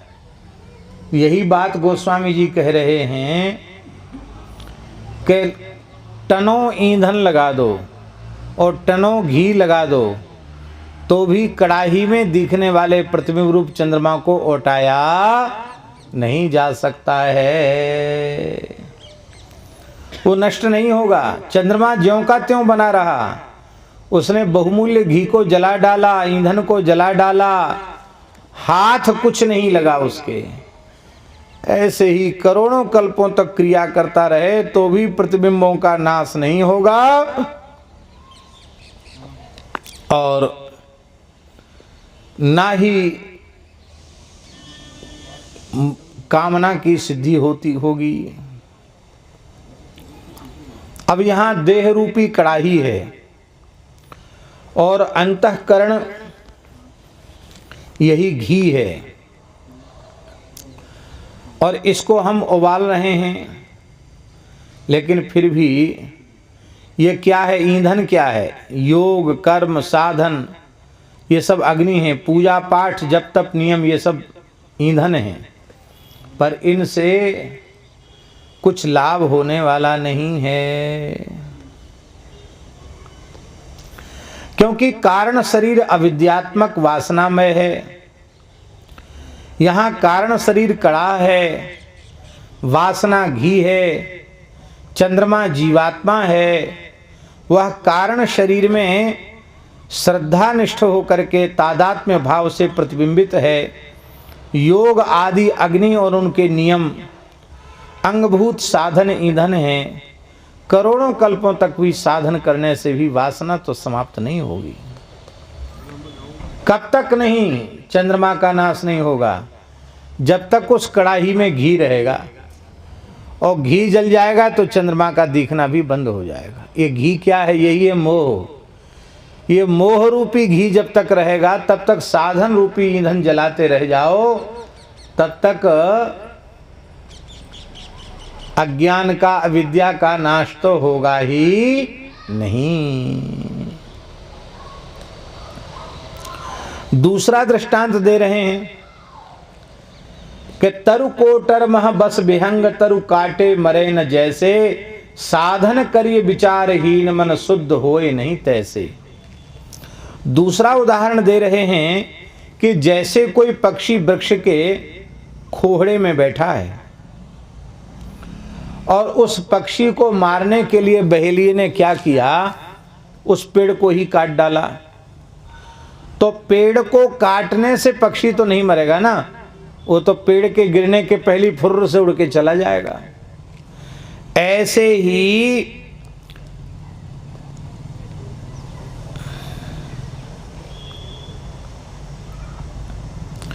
जीवात्मा रूपी पक्षी इस शरीर रूपी वृक्ष के खोहड़ में रह रहा है।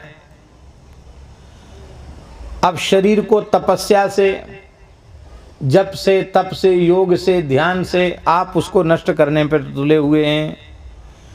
उससे तुम्हारे सूक्ष्म शरीर रूप जो अंतःकरण है, उस अंतःकरण का तो नाश नहीं होगा।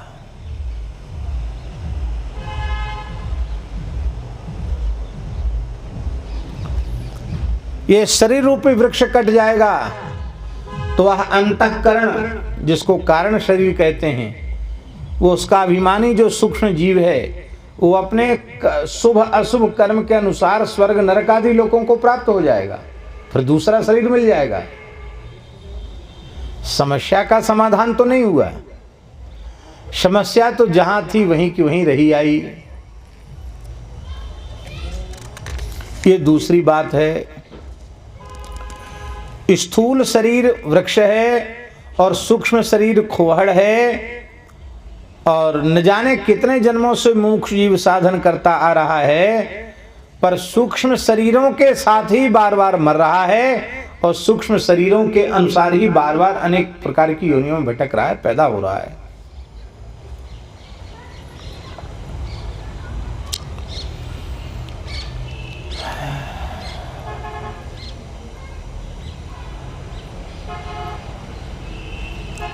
अब उस पेड़ को मत काटो, तुम उस पक्षी को बस में कर लो। पक्षी कैसे बस में होगा? बोले भक्ति ही एक ऐसा जाल है, नाम रूप लीला चिंतन का जाल। इस नाम रूप लीला चिंतन रूपी जाल में इस अंतःकरण रूपी पक्षी को फंसा लो, और फंसा करके फिर इसे प्रेम के जल में डुबा करके शुद्ध कर लो, तो तुम्हारा काम बन जाएगा। और वैसे तुम्हारा काम बनने वाला नहीं है। इस मोह को तुम समाप्त नहीं कर सकते, मोह रूपी पक्षी को नहीं मार सकोगे। अंतःकरण शुद्ध हो जाएगा तो मोह रूपी पक्षी का अस्तित्व अपने आप समाप्त हो जाएगा, मोह रूपी पक्षी उड़ जाएगा।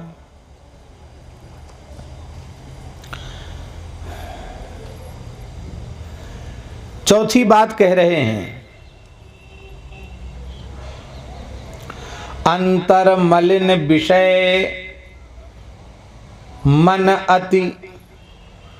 अंतःकरण मलिन है, अंतर मलिन विषय मन अति। विषय मन से, मन विषयों से अत्यंत व्याकुल हो रहा है। ध्यान से सुने, अंतःकरण मलिन है, छल कपट दंभ पाखंड सब झूठ सब उसमें भरा हुआ है। और मन रूप रसगंध शब्द स्पर्श के भोगों की ओर भाग रहा है, और शरीर को हम गंगा जी में डुबा रहे हैं, यमुना जी में डुबा रहे हैं। तन पावन करिए पखारे, 3 बार स्नान और 4 बार स्नान और आधी रात को भी स्नान। ये सब मना नहीं किया जा रहा है कि गंगा यमुना में मत नहाओ, 3 बार स्नान मत करो, ये मत समझ लेना इसका अर्थ। इसको मना नहीं किया जा रहा है, लेकिन खाली आप अंतःकरण को तो शुद्ध करना ही नहीं चाहते, छल कपट रहित होना नहीं चाहते, अपने मन को पवित्र करना नहीं चाहते, हरिगुरु संतों से निश्चल निष्कपट व्यवहार करना नहीं चाहते, और केवल गंगा जमुना में गोता लगा के कभी रात जग कर, कभी दिन जग करके, कभी फलाहार करके, कभी नमक छोड़ के, कभी मीठा छोड़ के, कभी घी तेल छोड़ के अपने शरीर को तुम सता रहे हो, उससे तुम्हारे हाथ में क्या लगेगा? कुछ नहीं लगेगा। इसका मतलब ये नहीं कि तपस्या मत करो, योग मत करो, साधन ये सब करो, पर जो गंदगी हमें दूर करनी चाहिए उसको तो हम दूर करने का कोई प्रयास नहीं कर रहे हैं, और गंदगी से गंदगी भरते चले जा रहे हैं। कैसे? बोले मरई न उरग अनेक जतन बल्मीक विविध विधि मारे। नाग जो है वो बल्मीक माने बामी में घुस गया नाग। अब बामी में नाग घुस गया, अब डंडा लेकर बामी को पीटो, तो बामी पूरी खोद डालो, तोड़ डालो, तो भी नाग मरने वाला, वो तो भीतर से भीतर चला जाएगा। ये बामी है, इसमें नाग विषय रूपी मोह रूपी नाग बस रहा है। बाहर से इसको पीटते रहो, पीटने से क्या होगा?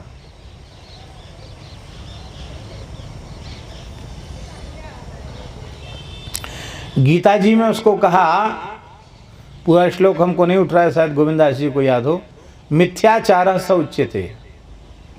क्या है?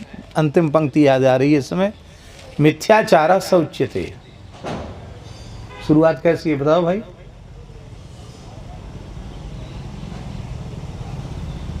अंतिम पंक्ति है, मिथ्याचार स उच्यते।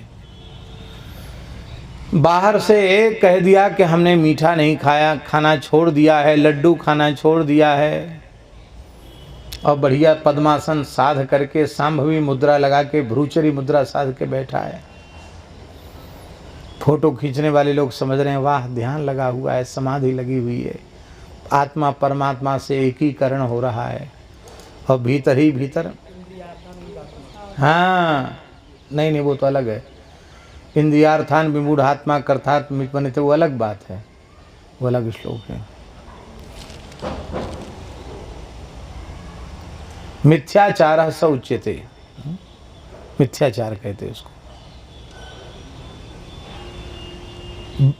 सीधे साधे शब्दों में कहें तो बाहर से त्याग कर दिया, भीतर से त्याग नहीं किया, तो भीतर भीतर मन के लड्डू खा रहा है। उससे क्या होगा? वो मिथ्याचार है। अब अंतिम बात कहकर हम संपन्न करेंगे, यद्यपि इसकी चर्चा और अधिक समय तक होनी चाहिए थी। तुलसीदास हरि गुरु करुणा बिनु बिमल विवेक न होई। तुलसीदास जी कह रहे हैं कि श्री हरि और श्री गुरु ये दो नहीं हैं, एक ही हैं। पर हरि गुरु करुणा के बिना बिमल विवेक नहीं होता। यद्यपि श्री हरि सर्वगत सर्वरूप सर्वमय हैं, पर उन्होंने अपने आप को माया के पर्दे में छिपा रखा है। वे हमारी अनुभूति का विषय नहीं बन पा रहे हैं। पर श्री सद्गुरु भगवान, उनका प्रत्यक्ष मंगलमय दर्शन, उनकी वाणी, ये हमारी प्रत्यक्ष अनुभूति का विषय बन रही है। इसलिए गुरु तत्व के प्रति भगवत भाव करने से ही हरि व्यापक सर्वत्र समाना इस भाव की अनुभूति होगी। उसके बिना वो अनुभूति संभव नहीं है। तो हरि गुरु इनकी करुणा के बिना कोई भी साधन आप करो, विमल विवेक नहीं होगा। अब हरि और गुरु की करुणा कैसे बरसेगी? कैसे बरसेगी? भगवान करुणामय हैं, श्री गुरुदेव करुणामय हैं, पर इन हरि गुरु की करुणा कैसे प्राप्त होगी जीव को? व्याख्यान तो बहुत लंबा चौड़ा है, पर प्रियादास जी के शब्दों में एक पंक्ति में व्याख्यान, हरि गुरु दासनी सो साचो सोई भक्त सही, गही एक टेक फेरे उरते न टरी है। पहली शर्त है हरि गुरु और संत, इन तीनों से सर्वथा निश्चल निष्कपट व्यवहार हो। इनके चरणों में अपना हृदय खोल कर हम रख दें बस। जब ऐसा आप करेंगे तो इनके हृदय में करुणा अवश्य उत्पन्न हो जाएगी। और इनके हृदय में जब करुणा जगेगी तो तुम्हारे अविवेक का नाश हो जाएगा, तुम्हारा मोहरूपी पक्षी उड़ जाएगा, तुम्हारे मोहरूपी चंद्रमा का नाश हो जाएगा, तुम्हारा मोहरूपी पक्षी उड़ जाएगा, तुम्हारा मोहरूपी नाग समाप्त हो जाएगा और तुम भगवान के चरणों की प्राप्ति के अधिकारी सिद्ध हो जाओगे। अधिकारी सिद्ध नहीं हो जाओगे, भगवान की प्राप्ति तुम्हें इसी शरीर से इसी जीवन में हो जाएगी। तो हरि गुरु की करुणा के बिना ये संभव नहीं है। और हरि गुरु की करुणा तब होगी जब उनके चरणों में आपका निश्चल निष्कपट व्यवहार होगा। निश्चल निष्कपट व्यवहार नहीं होगा तो माला जब के माला घिस डालो और चाहे भूखे प्यासे रह के मर जाओ। झूठ बोलना बंद नहीं किया, छल कपट छोड़ा नहीं, दंभ पाखंड छोड़ा नहीं, गुरुजनों से निश्चल निष्कपट व्यवहार किया नहीं, कुछ हाथ लगने का नहीं है। ये हम नहीं कहते कि वो राम राम करो वो व्यर्थ चला जाए, वो व्यर्थ तो नहीं जाएगा, लेकिन अभी बस बार बार पैदा तो होना पड़ेगा, मरना तो पड़ेगा।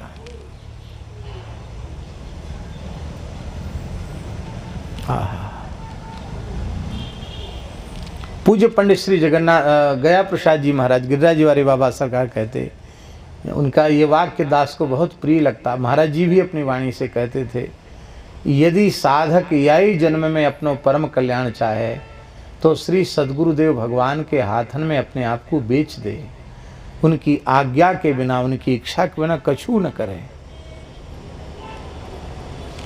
हम अपने जीवन की यत्किंचित कोई अनुभूति होगी उसको तो बढ़ा चढ़ा के सुना देते हैं, पर हमारे अंतःकरण की अत्यंत घृणित अवस्था है, जो साधु की तो क्या चले, मनुष्य की भी ऐसी वृत्ति नहीं होनी चाहिए। वो बात हम क्या कह पाते हैं भगवान के सामने, क्या हम कह पाते हैं संतों के सामने, क्या हम कह पाते हैं गुरुजनों के सामने?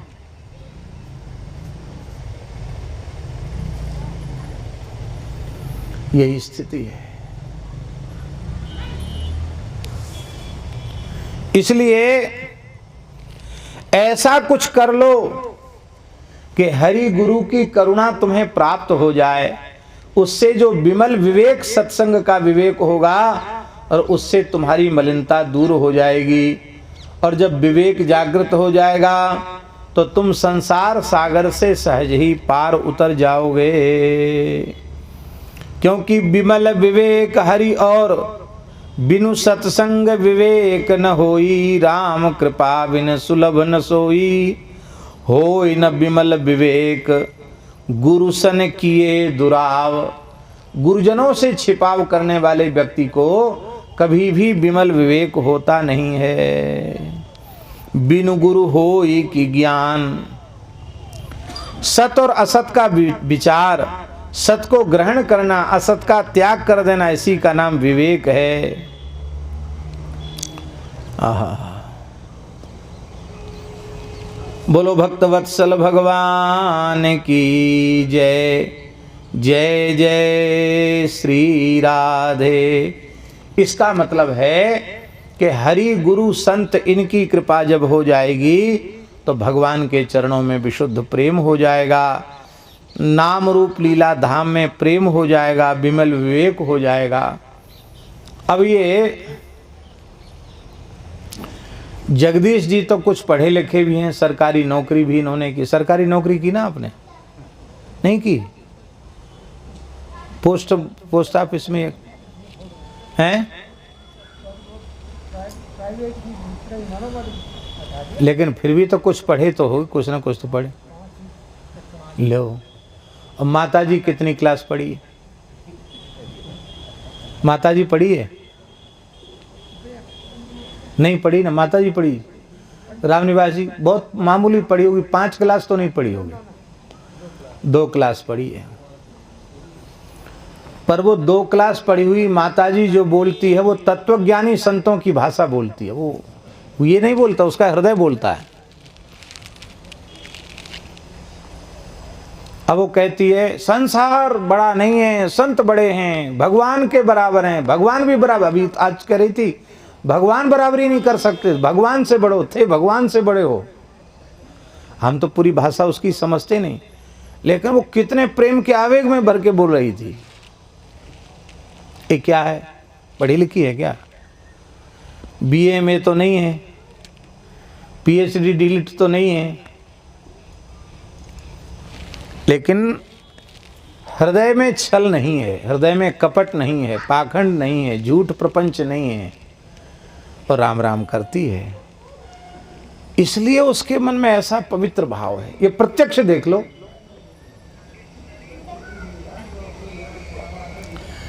एक गांव में एक बाई का पांव टूट गया और वो बाई घुस गई मंदिर में। भगवान के घर में मंदिर था, घर के माने घर के लोगों का अधिकार था मंदिर में। अब घुस गई मंदिर में। अब पुत्र स्नान करके मंदिर में गया तो देखा मंदिर भीतर से बंद है, बड़ा घबरा गया। देखा तो माताजी सीधे चल के आ रही है। उनको आश्चर्य हुआ कि सीधे ये टांग इसकी टूटी थी, कूल्हा टूट गया था, कैसे ठीक हो गई?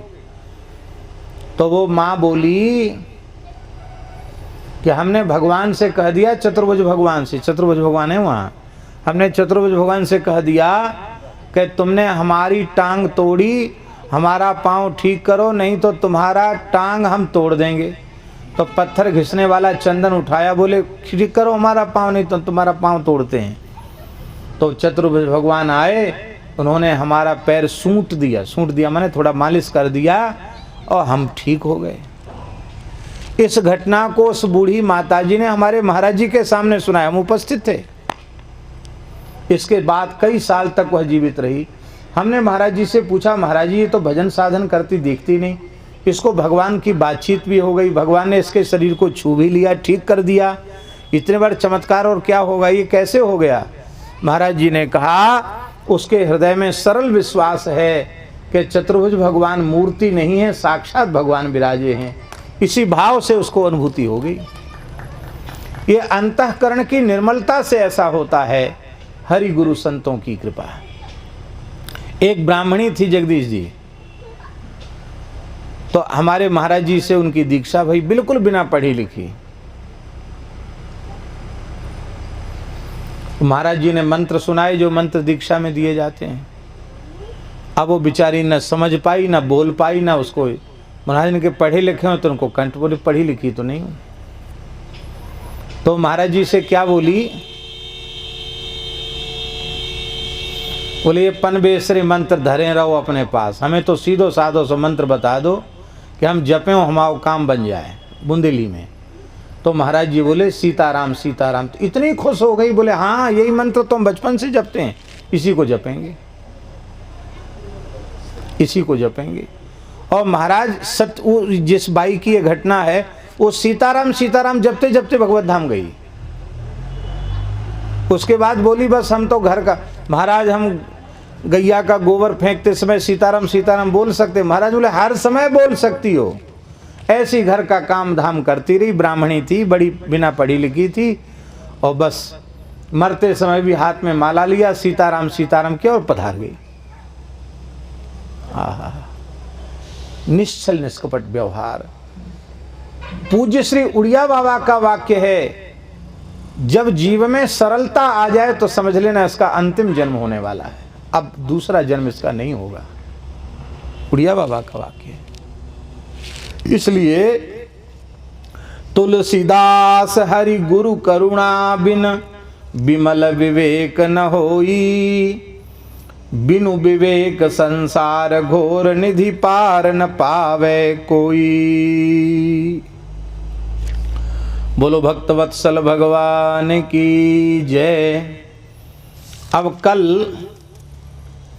माधव असी तुम्हारी यह माया पद संख्या 116 हो गई। कौन सा समय रहेगा कल के सत्संग का?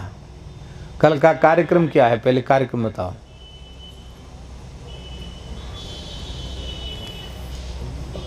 हैं? सुबह 11 बजे। कल तो यही है।